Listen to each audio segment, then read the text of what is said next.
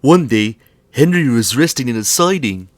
Bill and Ben, the tank engine twins, saw him as they were on their way to the China Clay Works. Since the twins had time to spare, they decided to mess with Henry. Look, Ben, it's King Henry.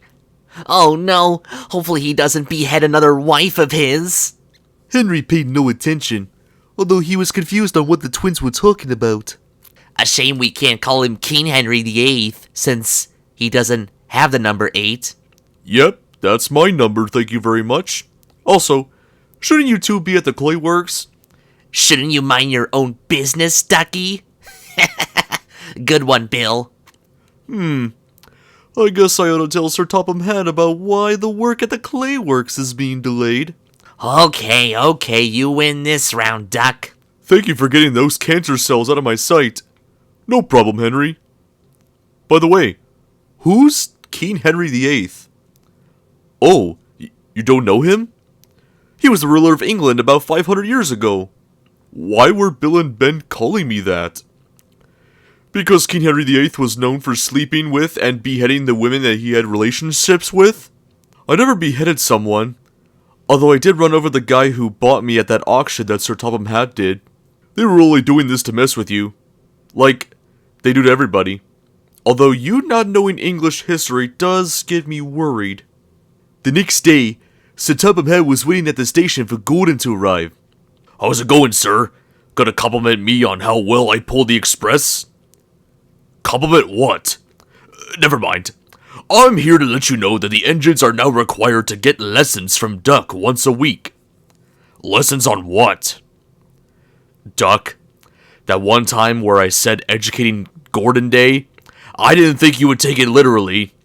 So when clouds pour water onto our planet, that process is referred to as precipitation. Isn't that just called rain?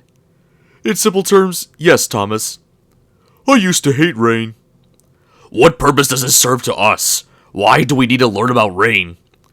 It's not just rain, Gordon. It's all subjects. Henry not knowing who King Henry VIII is very concerning. So I decided to have every engine on the island of Sodor learn lessons from yours truly. Why not Edward? He's been on the island for the longest, and he's very wise. That may be true, Gordon, but I only know about things related to the island, not the rest of the world. Well, Gordon, is there anything you'd like to teach us? As a matter of fact, I do, Duck. I'd like to get this lesson through all of your non-existent brains. Learning is dumb. Lesson over. What do you mean, Gordon? Knowledge is power, according to Schoolhouse Rock. Wait. What? Oh, you guys don't know? My driver and fireman that I had back in the 70s would take me to the engine theater to watch Schoolhouse Rock. We had a theater for engines? Yeah, remember when Bill and Ben sabotaged Sir Topham Hatt's film? Oh, that theater. Anyways, I learned a lot of things from that show. Conjunctions, how gravity works, and a surprising amount of American history and politics.